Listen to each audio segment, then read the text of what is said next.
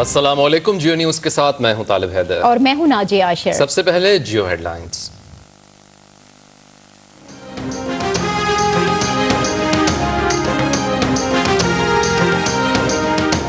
Rental power case में supreme court का वजीर आजम राजा परवेज अशरफ समेत 16 मुल्जिमान को 24 घंटे में गिरफ्तार करने का हुक्म। अदालत ने कहा कि कोई मुल्जिम फरार हुआ तो चेयरमैन नैब जिम्मेदार होंगे। मुबारक हो, मुबारक हो। सुप्रीम कोर्ट ऑफ पाकिस्तान जिंदाबाद। कहो सुप्रीम कोर्ट ऑफ पाकिस्तान। फिर बोलो। वजीर आजम की गिरफ्तारी का हुक्म आते ही ताहिर अल कादरी मजीद जोश में आ गए। लॉन्ग मार्च से खिताब के दौरान मुबारकबाद के नारे लगवा दिए।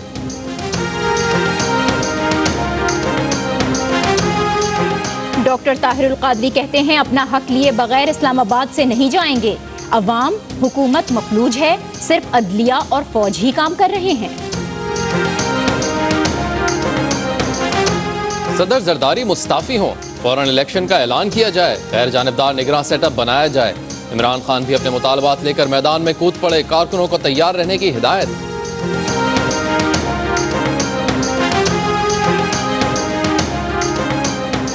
सियासी सूरत हाल पर वजीर आजम राजा परवेज अशरफ के सियासी रहनुमाओं से राब्ते।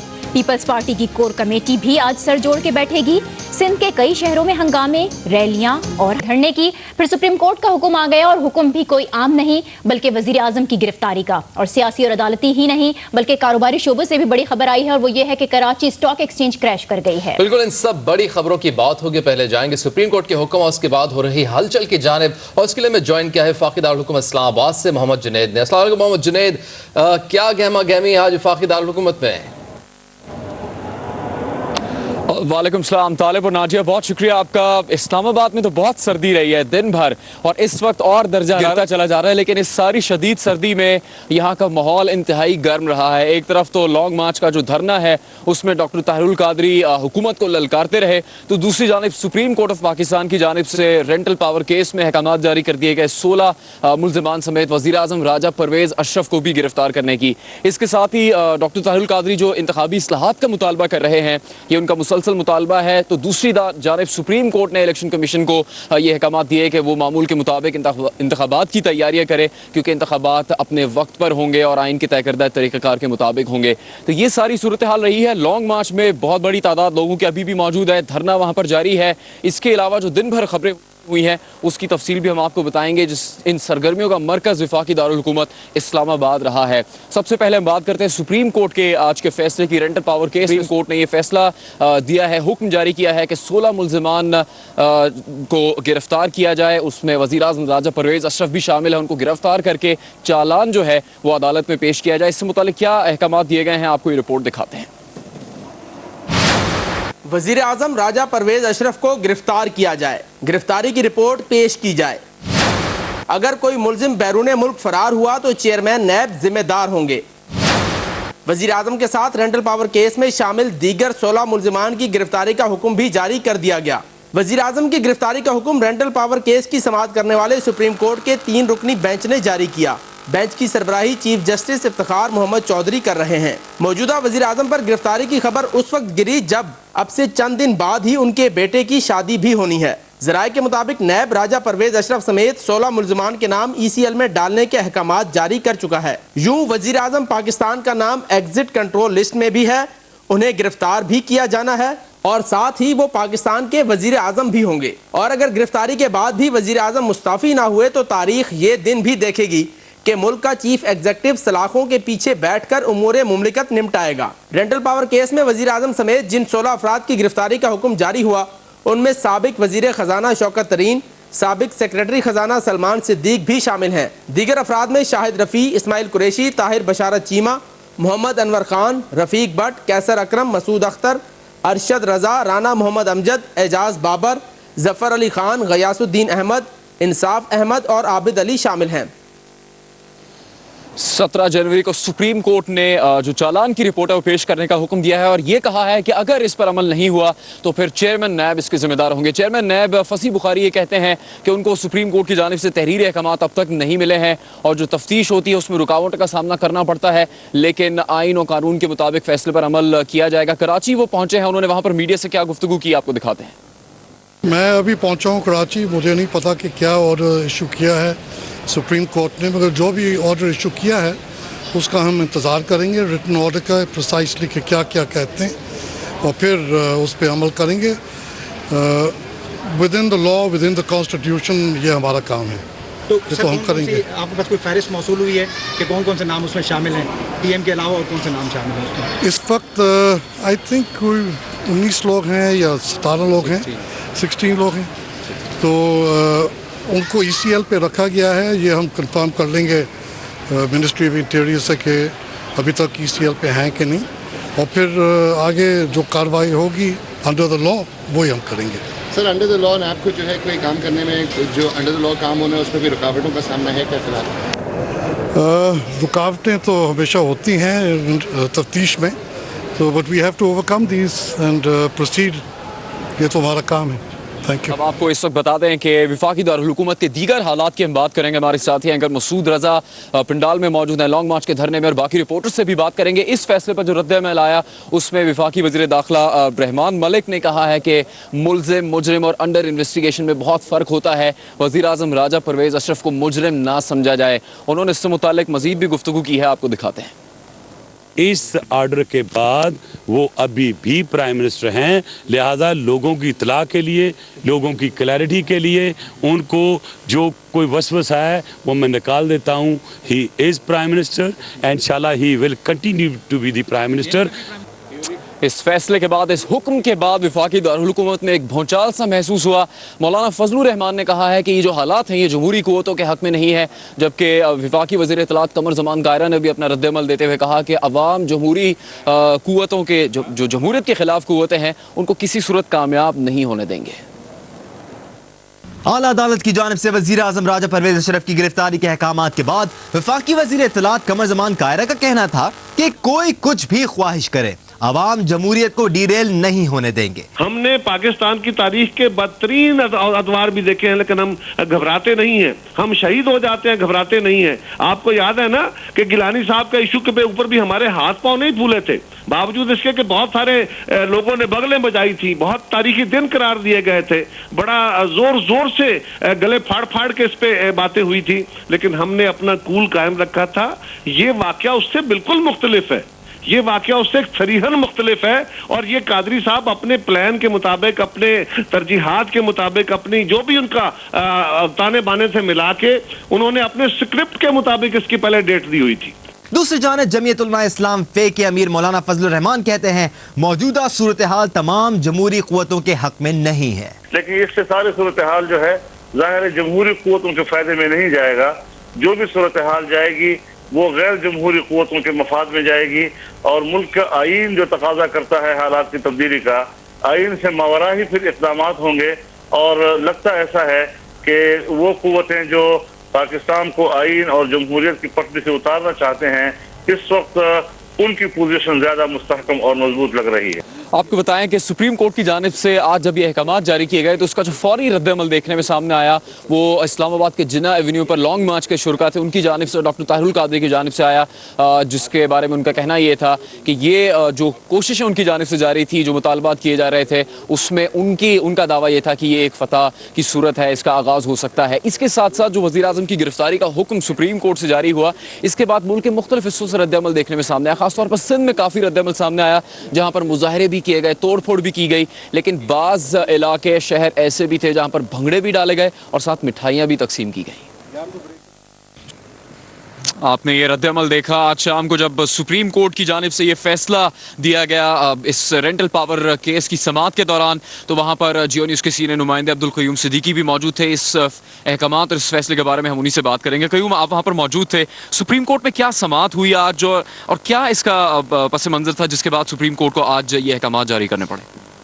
जुनैद, आपको याद होगा कि सुप्रीम कोर्ट ऑफ पाकिस्तान ने 2011 अक्टूबर में ये जो अज खुद नोटिस और जो मौजूदा हुकूमत है इनकी काबीना के वफाकी वज़ीर फैसल सालेह हयात की तरफ से सुप्रीम कोर्ट ऑफ पाकिस्तान को ये ख़त लिखा था, जिसके अंदर इल्ज़ामात आयद किए गए थे कि जो 19 रेंटल पावर के मंसूबे आए हैं उनके अंदर किक बैक्स, कमीशंस और बैल प्रैक्टिसेस और करप्ट प्रैक्टिसेस हुई हैं और ये इनके अंदर शफाफियत नहीं है, क्योंकि वर्ल्ड बैंक जो है उसकी रिपोर्ट्स भी इसके ऊपर हैं, जबकि दीगर इदारों की भी हैं।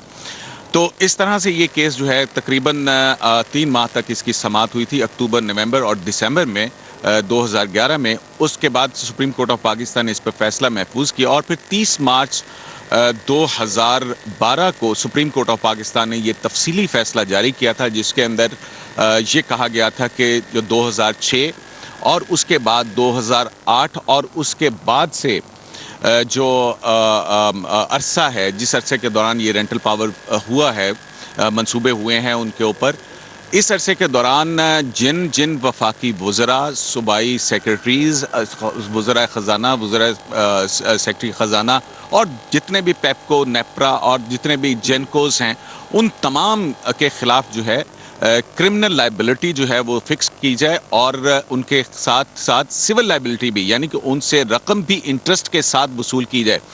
तो ये सुप्रीम कोर्ट ऑफ पाकिस्तान ने फैसला दिया और ये साथ ही चेयरमैन नैब को डायरेक्ट किया कि इसके ऊपर जो है वो कार्रवाई करें।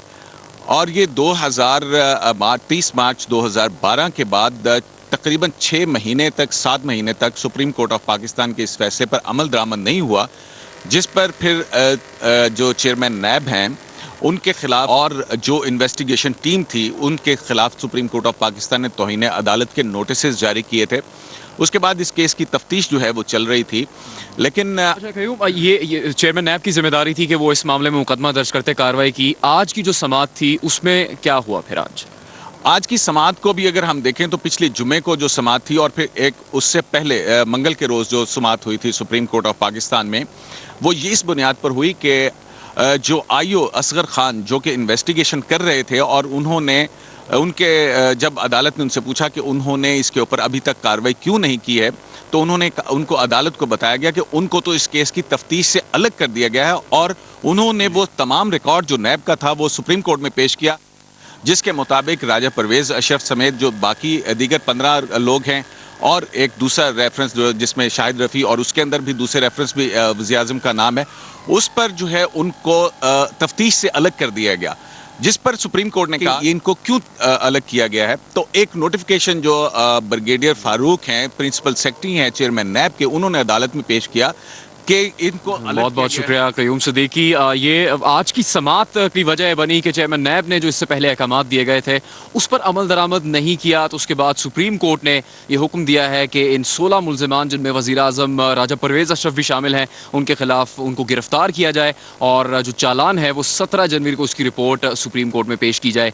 ये सुप्रीम कोर्ट का फैसला और उसके बाद जो रद्दअमल सामने आया है वो हालात हमने आपको बताए। लॉन्ग मार्च का धरना जो जिन्ना एवेन्यू पर अब भी जारी है, वहाँ पर हालात क्या हैं? ख़वातीन की बड़ी तादाद मौजूद है, दूसरे लोग वहाँ पर मौजूद हैं, वहाँ का सारा पस मंज़र और वहाँ के मौजूदा हालात आपको बताएंगे, लेकिन एक ब्रेक के बाद।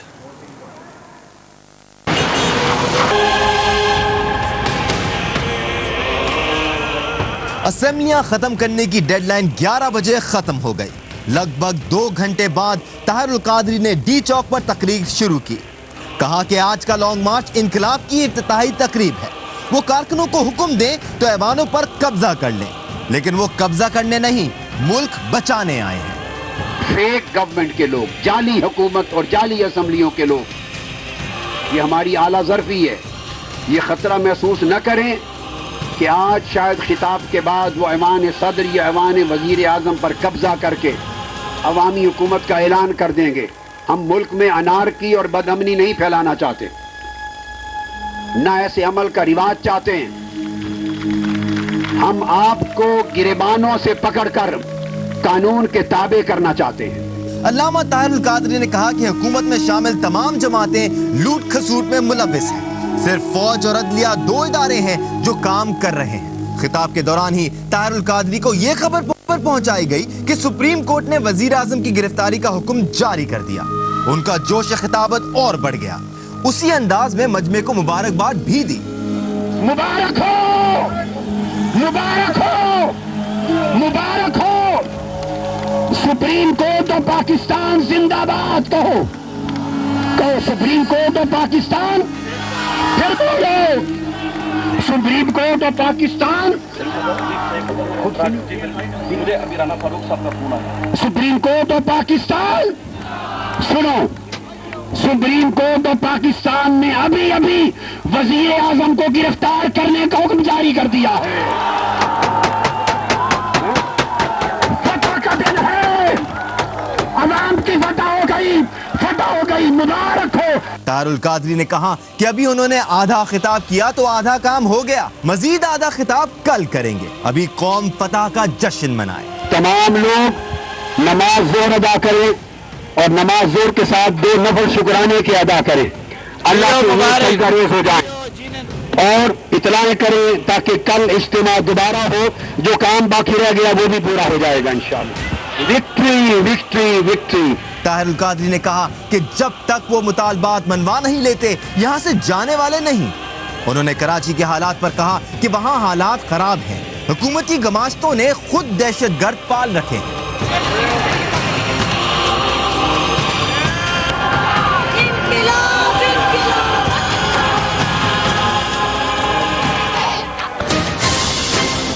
एक बात मानना पड़ेगी, मौलाना ताहिरुल कादरी को जज्बात से खेलना खूब आता है। एक मौके पर डॉक्टर ताहिरुल कादरी इतने जज्बाती हुए कि इस्लामाबाद को करबला से तशबीह दे डाली। मैं गोलियों से नहीं डरता, मैं इस्लामाबाद को करबला समझ के आया हूँ और तुम्हारे निजाम को यजीद का निजाम समझ के आया हूँ। डॉक्टर साहब ने बुलेट प्रूफ केबिन में खिताब करते हुए कहा कि गोलियों के लिए उनका सीना हाजिर है। तुम्हारे पास गोली है, मेरे पास सीना है। तुम्हारे पास तलवार है, मेरे पास गर्दन है। डॉक्टर साहब को कहीं ना कहीं 40 लाख की गिनती पूरी ना होने का भी एहसास रहा। शाम तक तादाद 4 गुना हो जाए और कल जब मेरा खिताब हो इस वक्त तो 4 गुना इज्तिमा इस्लामाबाद में हो। और कहीं डॉक्टर ताहिरुल कादरी ने जज्बातियत के तमाम रिकॉर्ड तोड़ते हुए लॉन्ग मार्च में शरीक लोगों को माँ का वास्ता दे डाला। ये पैगाम मैंने आपको भी दिया कि कोई न जाए। अगर उसने अपनी माँ का दूध पिया है तो उस दूध का एक एक घूंट का वास्ता देता हूँ इस गरीब 18 करोड़ आवाम से बेवफाई करके वापस न जाना। और सबसे बढ़कर डॉक्टर ताहिरुल कादरी मजहबी जज्बात से भी खूब खेले। तो करबला में उस रात कोई नहीं गया था। उन्होंने कहा था आपके साथ आए हैं, आपके साथ जिएंगे, आपके साथ मरेंगे।